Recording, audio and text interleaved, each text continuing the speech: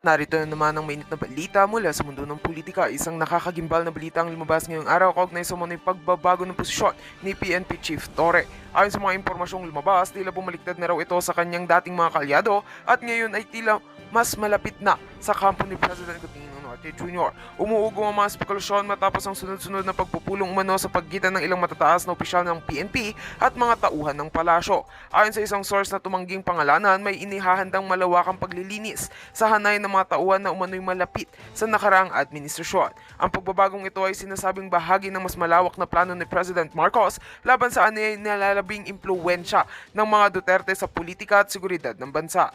Dagdag pa rito, may lumabas pang ulat na isiniwalat ang di umano'y plano ng administrasyong Marcos na tanggalin o ilayo sa poder ang ilang opisyal na malapit kina dating Pangulong Duterte at Vice President Sara Duterte. Ayon sa ilang analyst, malinaw na nagpapakita ito ng tumitinding tensyon sa pagitan ng dalawang makapangyarihang kampo at posibleng umabot sa mas malalim na banggaan sa darating na mga buwan.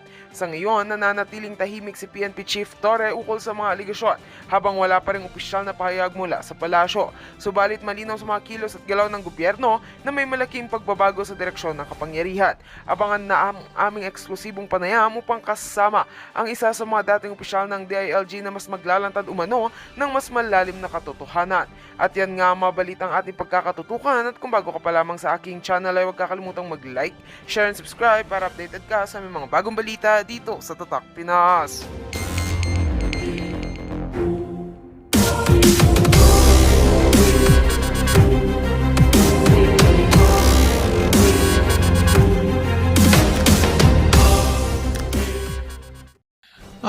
Ang gusto ko lang gawin is, unang-una, meron kasing document galing sa ating Pangulo papunta sa akin na sulat, no, na lumabas dahil kinuha siya sa isang lawyers group chat. Hindi namin alam kung sino ang kumuha at inilabas siya.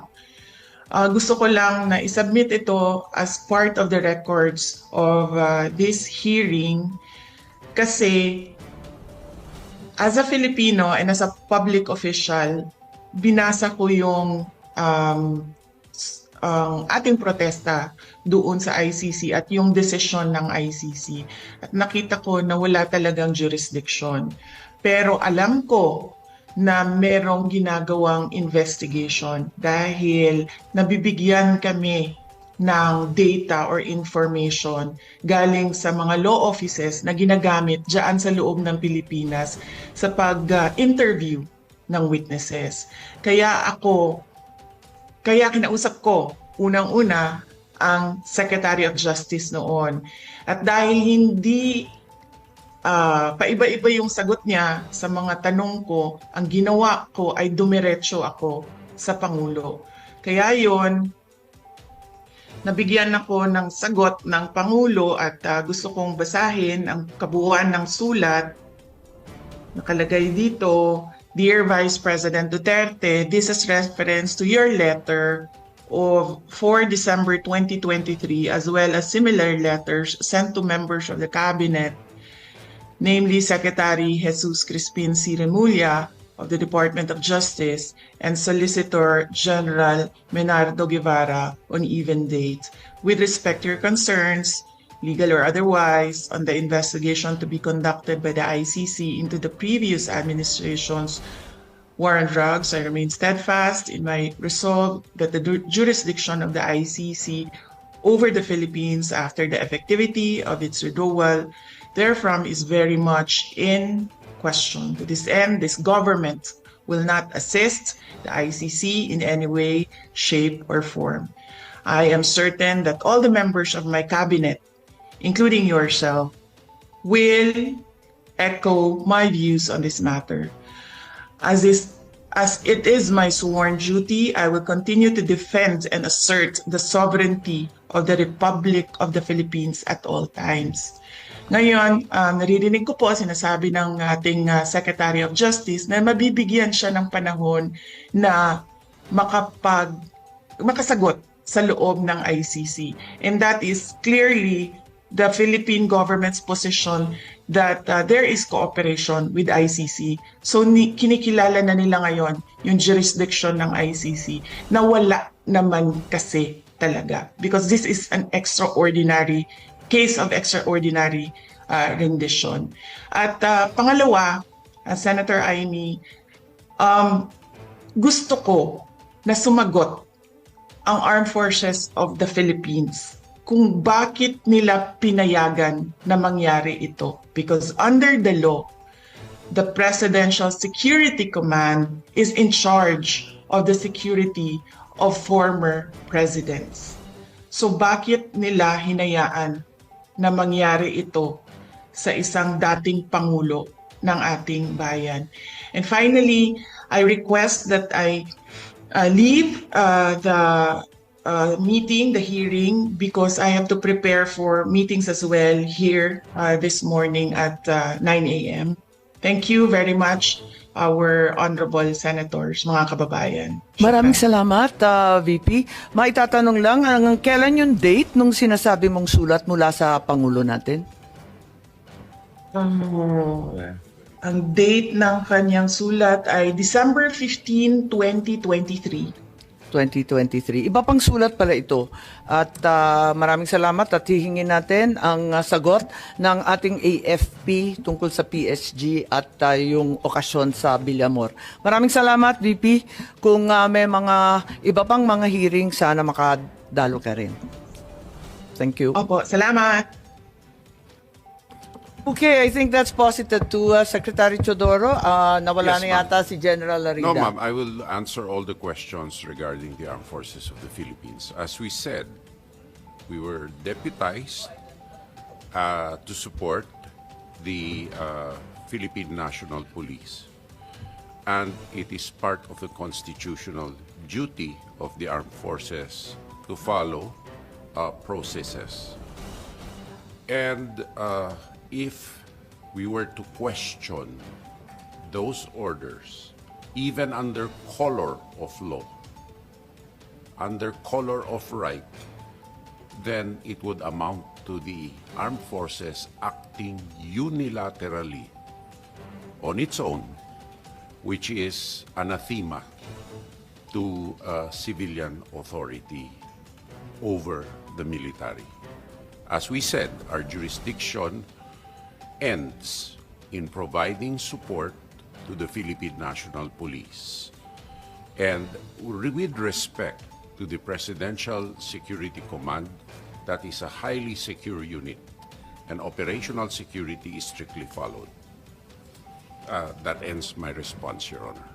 Yes, nakakapagtaka lang kasi facility ninyo yung Villamor. Ang inimbita namin yung Air Force. Wala po rito. Bakit? Your Honor, because of the fact that we will not go into operational details, and I made the call that the armed forces will answer in the light of our supporting role and not principal role to the Philippine National Police. Yes, pero narito si General Larida. Anong nais niya yung sabihin? Madam Chair, I defer to the wisdom of the Honorable Secretary of National Defense. That is, the AFP's role is to support the Philippine National Police. Thank you, Madam Chair. Kahit sa Villamor mismo. Kahit sa lugar ninyo mismo, kampo ninyo eh. Yes, sir. Yes, Madam Chair. Ganun. O sige, ganun lang sagot. So, okay. Balikan po natin itong enforceability ng ICC warrant. Sa pakiwari ba ninyo yung nasa constitution natin, yung sinasaad ulit-ulit ng ating Professor Medina, Article 3, Section 2, na kinakailangan may arrest warrant issued upon discovery of probable cause by a judge, a Filipino judge. Sa palagay ba ninyo, yung judge dito kasama na yung ICC judge?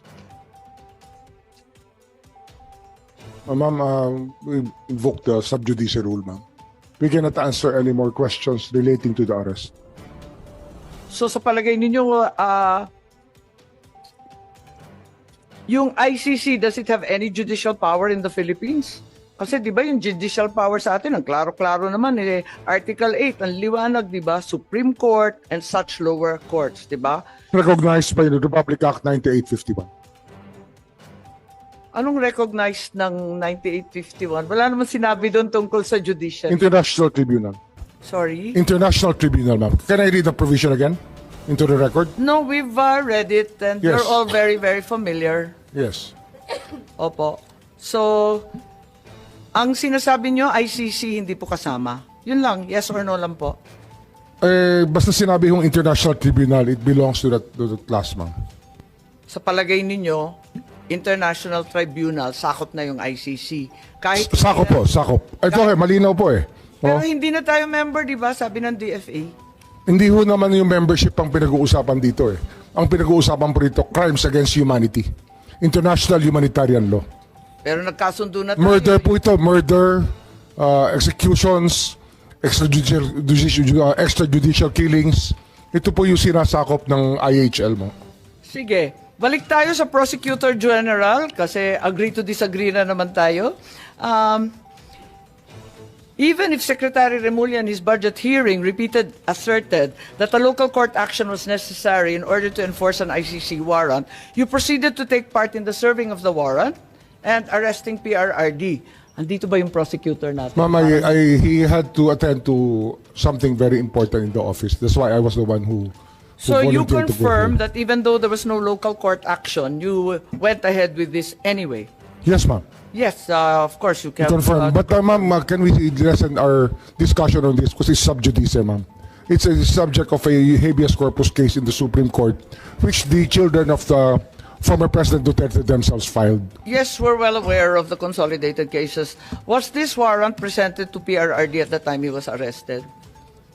Kasi may katanungan, di ba? At may sinasabi si Attorney Medialdea na hindi daw pinakita sa Pangulo. Pwede bang may sumagot? Si General Torre, mukhang kabisado niya. Siya yung nasa video eh. Again, ma'am? Hindi. Yung warrant nung natanggap ninyo yung warrant, naipakita ba yung ICC warrant sa Pangulo, kay Pangulo Duterte? Pinakita ba ninyo sa kanya? Nung inaresto siya, di ba, obligado kayo magpakita ng warrant. Yes, ma'am. Anong pinakita nyo? Right at the tube, ma'am, the Yusik Nikiti, together with PG Fadulyon, together with me, gave them the electronic copy through retired General Munti Agudo, ma'am, because that's their condition. They don't recognize the diffusion order. They really want to have a copy of the warrant. That's why soft copy was given to them on the tube. And a hard copy was printed and later on received by Attorney Delgra in the 250th wing, sir. 250th wing, ma'am. May pagkakataon ba si former president na basahin to? Kasi ang pagkaintindi, hindi. Tingnan natin muna yung video kasi mas maliwanag doon.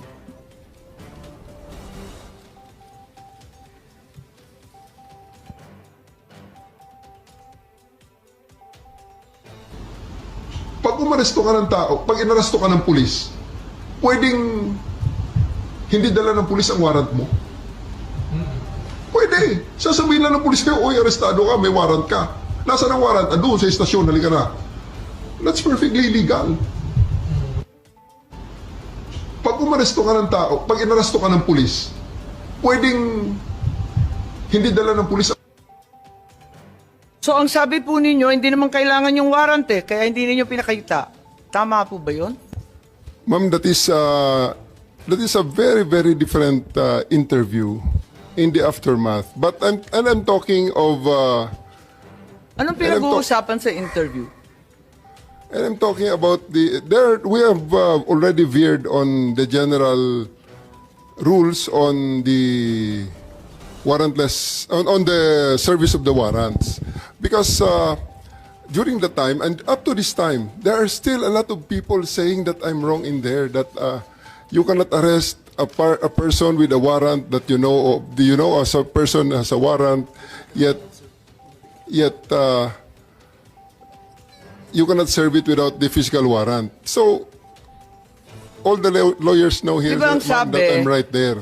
Kailangan ng warrant as soon as practicable. At hinihingi talaga ni former president. Di ba hinihingi niya? Hinihingi ng abogado niya asan yung warrant? Tama, di ba? Hinihingi Yes, nila. ma'am. Anong pinakita nyo?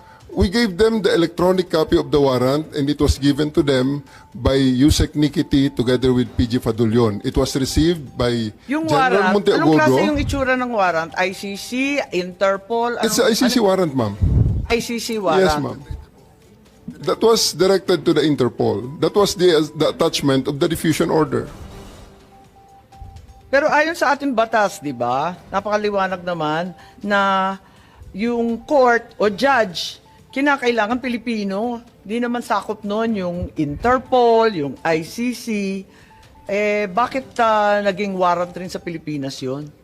I will defer the answering to that question to the DOJ, ma'am, because I was with the DOJ during the time, and it was the DOJ. Hindi nandun si used- Prosecutor Fadulyon Ikaw naman Yes, ma'am. bumasa ng Miranda rights, hindi man lang yung prosecutor. Tinikoberan mo na yung papel ng DOJ, kaya sumagot ka ngayon. Ma'am, we're talking situation in the tube. Hindi, sinabi mo kasi, ang liwaliwanag, sinabi mo, hindi naman kailangan ng warrant eh. It's a different matter, ma'am. Altogether different matter. Bakit? Ilang warrant ba yan? One warrant, but different. That question on the interview is a different situation, ma'am.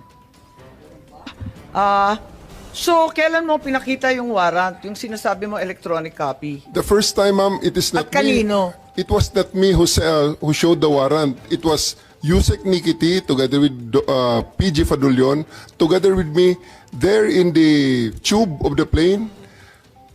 The former president is still there inside the plane. It was given to retired General Monteagudo, who is with the party. And because during the time, E.S. Mijaldea and the wife and Attorney Delgra had already went back inside the plane and told us, hindi kami lalabas kung wala kayong maipakitang warrant. Kaya nga, so,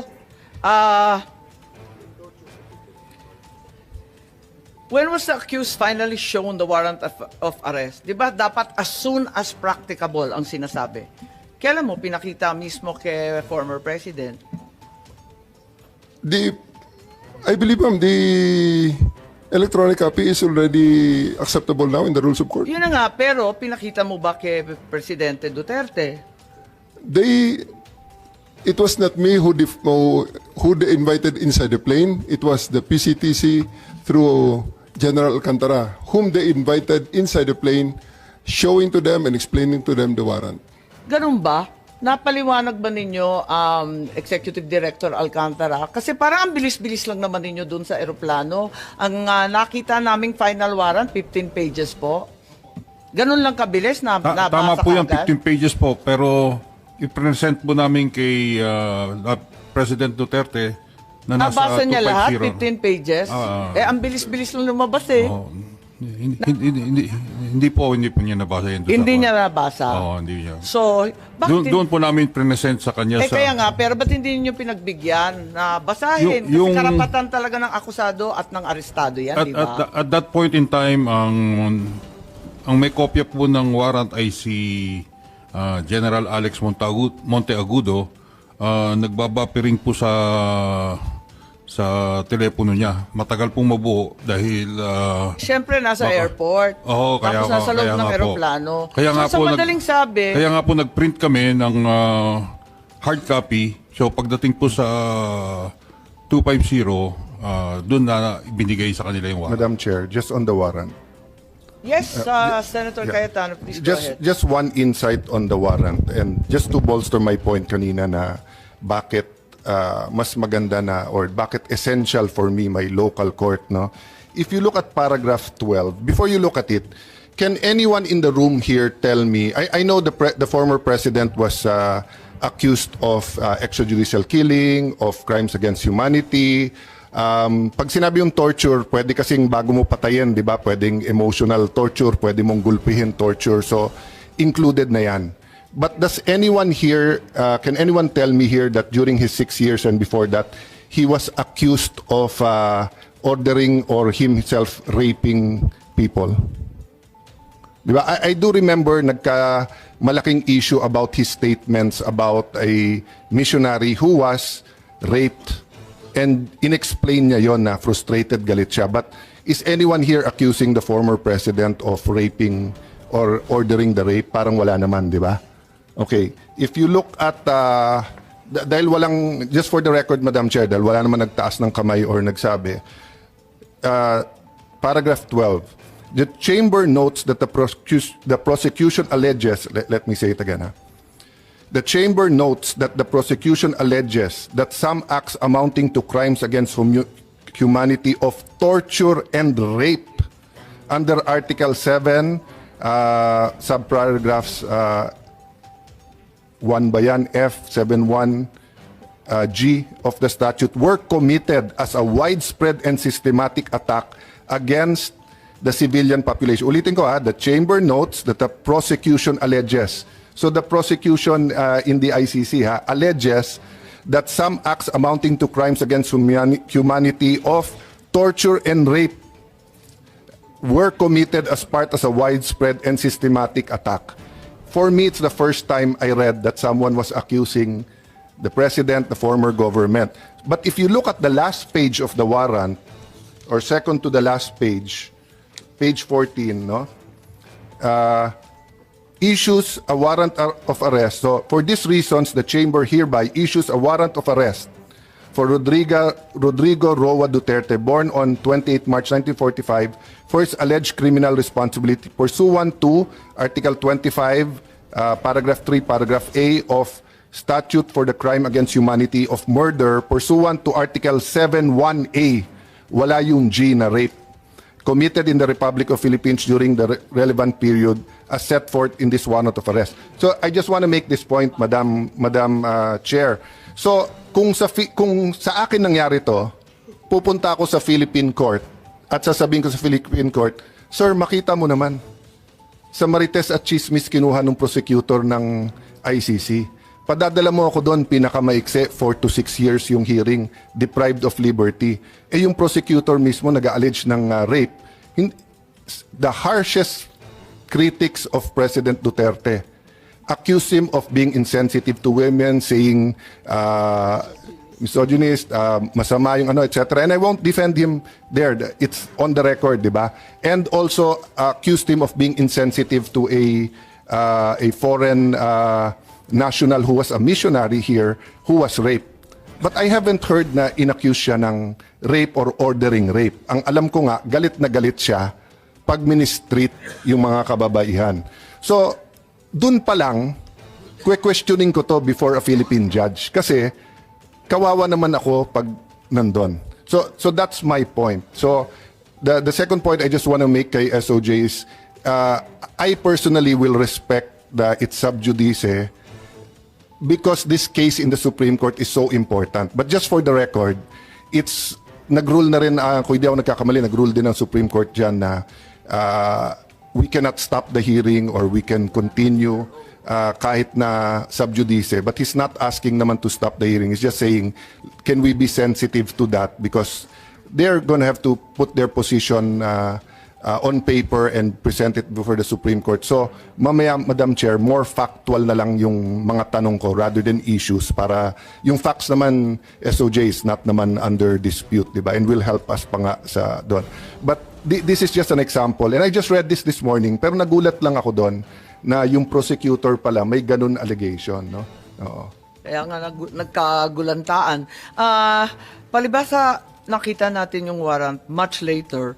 Did any one of you, General Marbil, General Torre, meron ba kayong hawak na ICC warrant of arrest at the time of his arrest? Parang electronic copy lang, tapos pinakopya muna, tapos binigay na pagdating doon. Bakit ganun? Samantalang March 10 pa lang nagmo-mobilize na ng libu-libong pulis. Pagkatapos alam na natin na magkakaganito dahil nabalitaan na nga sa Hong Kong. Kung ganun, bakit walang warrant doon sa mismong pag-aresto? Electronic copy lamang at nagpa-imprenta pa.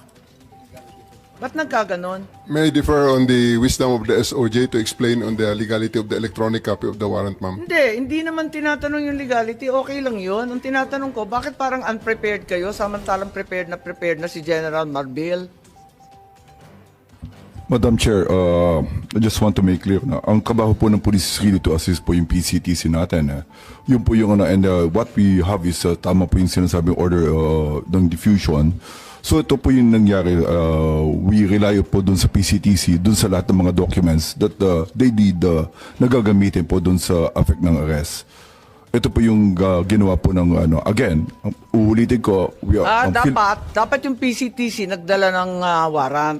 Ba't nga ba kayo walang warrant? It was stated, ipapadala po through diplomatic channels eh. Naka-state po yun eh. So, dapat diplomatic channel. Nangyari ba yon? Kung diplomatic channel yung DFA, ano ba nangyari sa warrant na yan? Sa dinami-dami ng handa ninyo, sa libo-libong pulis at sundalo na kinalampag, wala bang nag-isip na kinakailangan dalhin yung warrant? Your Honor, if I may, wala po kaming information o wala kaming natanggap at all. Kayo naman sa PCTC, wala rin kayong natanggap? We requested for a copy of the warrant and we got it the next day. The next day being? The warrant that came from the Kaya nga, what the day system. na? The next day is 12 po. So, hindi rin ninyo na ipakita kay Presidente Duterte. Bale tama si General Torre na warrantless arresto. Pinakita po namin yung hard copy sa 250 pero sa lawyers po niya natin pinigay. Madam Chair, can I clarify? Kasi ang sinasabi din na redacted copy lang ang binigay, hindi rin kompleto, kaya hindi nila mabuo. At yun nga, nagkagulatan Can I bakit clarify? meron pa. Can I clarify that, sir? It was a sealed warrant, correct? Hindi.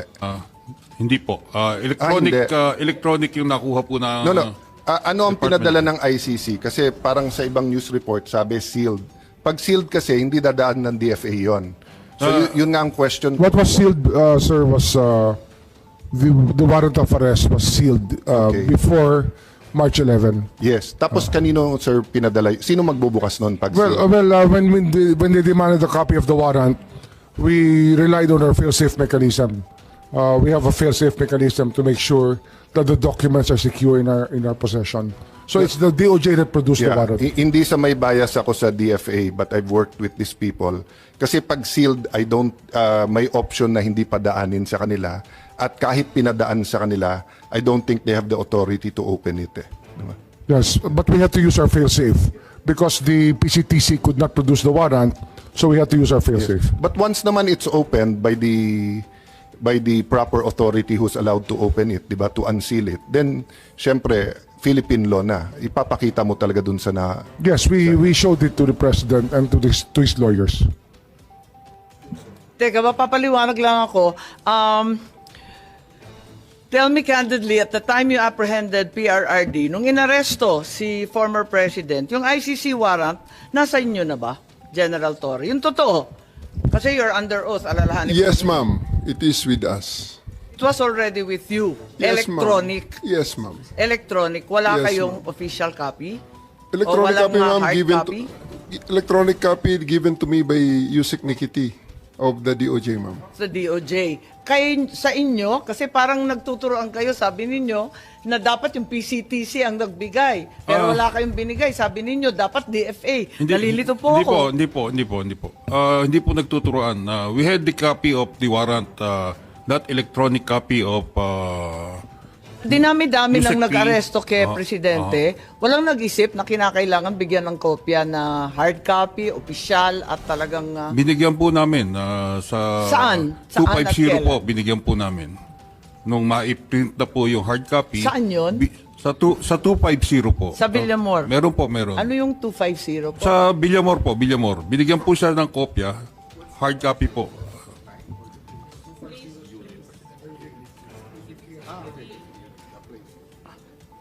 So, nandun. Anong oras? About shortly before 12 po. Around 12, around noon at that time po. Noon. Noon time?